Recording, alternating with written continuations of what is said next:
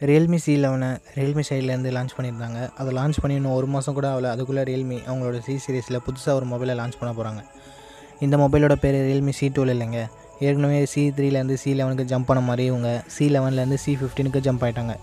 இந்த C15 mobile எப்படி இருக்க போகுது, இதை எப்போ இந்தியாவில் லான்ச் பண்ணுவாங்க, எந்த விலைக்கு லான்ச் பண்ணுவாங்க, இதை லான்ச் பண்ணுற வரைக்கும் வெயிட் பண்ணி வாங்குறது ஒர்த்தா அப்படின்றத பற்றி இந்த வீடியோவில் பார்ப்போம். இந்த வீடியோ ரொம்ப யூஸ்ஃபுல்லாக இருக்கும். அதனால் இந்த வீடியோவை ஸ்கிப் பண்ணாமல் கடைசி வரைக்கும் பாருங்கள்.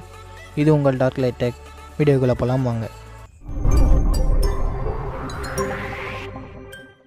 ஃபஸ்ட் நம்ம இந்த ஃபோனோட ஸ்பெசிஃபிகேஷன்ஸை ஷார்ட் அண்ட் குயிக்காக பார்த்துட்டு நெக்ஸ்ட் இந்த ஃபோனை வாங்கலாமா வேணாமான்னு சொல்லிட்டு டீப்பாக கடைசியில் பேசுவோம். ஃபஸ்ட் இந்த மொபைலோட பில்ட் அண்ட் டிசைன் பற்றி பார்க்கலாம். பில்டை பொறுத்த வரைக்கும் கார்னிங் Gorrila கிளாஸால் ஃப்ரண்ட்டை ப்ரொடக்ட் பண்ணியிருக்காங்க. பேக் பிளாஸ்டிக்கால் தான் பில்ட் பண்ணியிருக்காங்க. அந்த ஃப்ரண்ட்டில் இருக்க கார்னிங் Gorrila கிளாஸுமே எந்த வெர்ஷன் அவங்க சொல்லலை. மற்றபடி Waterdrop notch, rear mounted finger print சென்சரும் இருக்குது. கலர் வேரியன்ட்ஸ்னு பார்க்கும்போது 2 கலர் வேரியன்ட் இருக்குது. சில்வர் கலர் அப்புறம் ப்ளூ கலர். இப்போ அவங்க நம்ம டிஸ்பிளே பற்றி பார்க்கலாம். Display size 6.50 inches, IPS LCD HD+ display மட்டும் தான் கொடுக்குறாங்க. HD+ டிஸ்பிளே கொடுக்கறதுக்கான காரணம் அவங்க ப்ரைஸை கன்சிடர் பண்ணி ஆகணும் இல்லையா. இந்த மொபைலோட ஸ்க்ரீன் டு பாடி ரேஷியோ 88.7% வருது. நெக்ஸ்ட் நம்ம இந்த மொபைல் யூஸ் பண்ணியிருக்க கேமராஸ் பற்றி பார்க்கலாம். இந்த மொபைல் யூஸ் பண்ணியிருக்க camera setup triple camera setup, 13 megapixel primary camera, 2 megapixel depth sensor, அப்புறம் 2 மெகாபிக்சல் மேக்ரோ.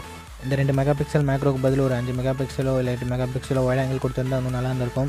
சரி விடுங்க, 8 மெகாபிக்சல் செல்ஃபி கேமராவும் இருக்குது. ஏற்கனவே Realme C11லேயும் இந்த கேமரா செட்டப் தான் யூஸ் பண்ணியிருந்தாங்க. கேமரா அவுட்புட் ரொம்பவே நல்லா இருந்தது. அதே மாதிரி இந்த மொபைலையும் இருக்குன்னு நம்பலாம்.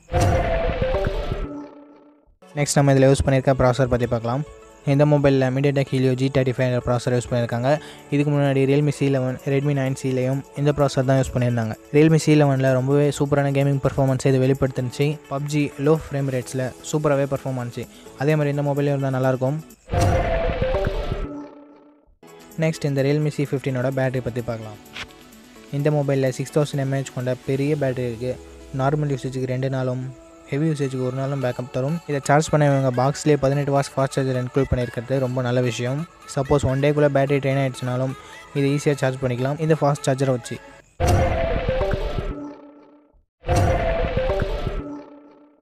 இப்போ இந்த மொபைலோட ப்ரைஸிங் அப்புறம் ஸ்டோரேஜ் வேரியன்ட்ஸ் பற்றி பார்க்கலாம். இந்த மொபைலோட 3GB 64GB வேரியன்ட் 10,500 ரூபாய்க்கும், 4GB 64GB வேரியன்ட் 11,500 ரூபாய்க்கும், 4GB 128GB வேரியன்ட் 12,500 ரூபாய்க்கும் சேல் பண்ணுவாங்க.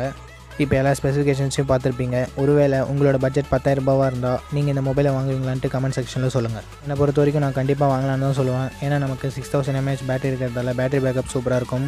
அண்ட் கேமராஸும் இந்த பட்ஜெட்டுக்கு ஏற்ற மாதிரி நல்லா தான் இருக்குது. அண்ட் கேமிங் விளையாடினா கூட இதில் யூஸ் பண்ணியிருக்க G35 சிப் ஒரு நல்ல மிட்ரேஞ்ச் சிப். pubg விளையாடும் போதும் கூட லோ ஃப்ரேம் ரேட்ஸில் எந்த ஒரு ஸ்ட்ரகிளும் இல்லை. pubg விளையாடி பேட்டரி ட்ரெயின் ஆனால் கூட 18 வாட் ஃபாஸ்ட் சார்ஜர் வச்சு ஸ்பீடாக சார்ஜ் பண்ணிக்க முடியும். 6000 mAh பேட்டரி யூஸ் பண்ணியிருக்கிறதால பேட்டரி ட்ரெயின் ஆக அவ்வளோ சான்ஸ் இல்லை. இவ்வளோ பாசிட்டிவ் இந்த மொபைலில் இருந்தாலும் ஃபுல் HD+ டிஸ்பிளே கொடுக்காதது ஒரு நெகட்டிவ் தான். பட் இந்த பட்ஜெட்டுக்கு அவ்வளோதான் கிடைக்கும். இதுதான் என்னோட Realme C15 ரிவ்யூ. இந்த வீடியோ உங்களுக்கு பிடிச்சிருக்கோம் நம்பர். அப்படி பிடிச்சிருந்தா லைக் பண்ணிட்டு உங்கள் ஃப்ரெண்ட்ஸ் கூட ஷேர் பண்ணுங்கள். நம்ம சேனல் சப்ஸ்கிரைப் பண்ணி பெல் ஐக்கான் ப்ரெஸ் பண்ணிக்கோங்க. அப்படியே ஆல் நோட்டிஃபிகேஷனும் எனேபிள் பண்ணிடுங்க. அப்படி பண்ணிங்கன்னா நான் டெய்லி ஈவினிங் 4 o'clock அப்லோட் பண்ணுற வீடியோ உங்களுக்கு நோட்டிஃபிகேஷனாக வரும். நெக்ஸ்ட் வீடியோவில் பார்ப்போம். Think positive, be positive.